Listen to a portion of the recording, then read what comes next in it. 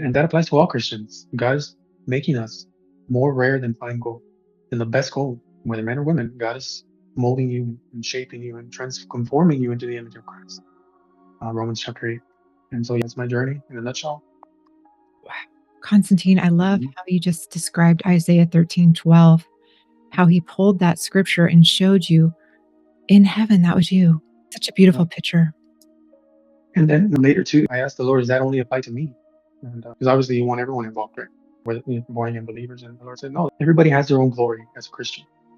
Everybody will be resurrected and glorified according to their own glory and capacity. So for me, it might have been gold.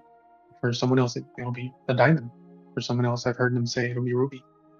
Scriptures teach that heaven is made of all kinds of precious gems and metals. So we all have our own glories, tailor made for us and in God's presence. God will transform each one of us into the image of Christ, but each with its own glory. So it's amazing. So definitely, yes, I believe it 100%. And you also saw souls in hell, and Mhm. there were specific details about their age and the number of people. So, no, definitely.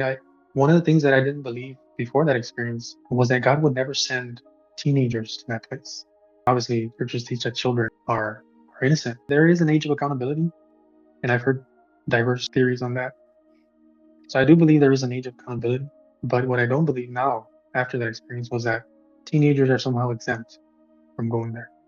Because I remember that boy's age; he was 12 years old, and then the 80-year-old woman in there, just an old lady. And sadly, I seen him suffering in torment. I seen them burning. Their flesh was burning. They were all naked, and they were reaching out to me to help them, and I couldn't help them. I was can't even help myself, much less help someone in hell.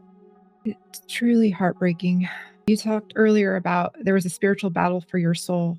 There's a spiritual battle for every soul. And going back to the annihilation, tell me how that changed you reaching out to me today to share this.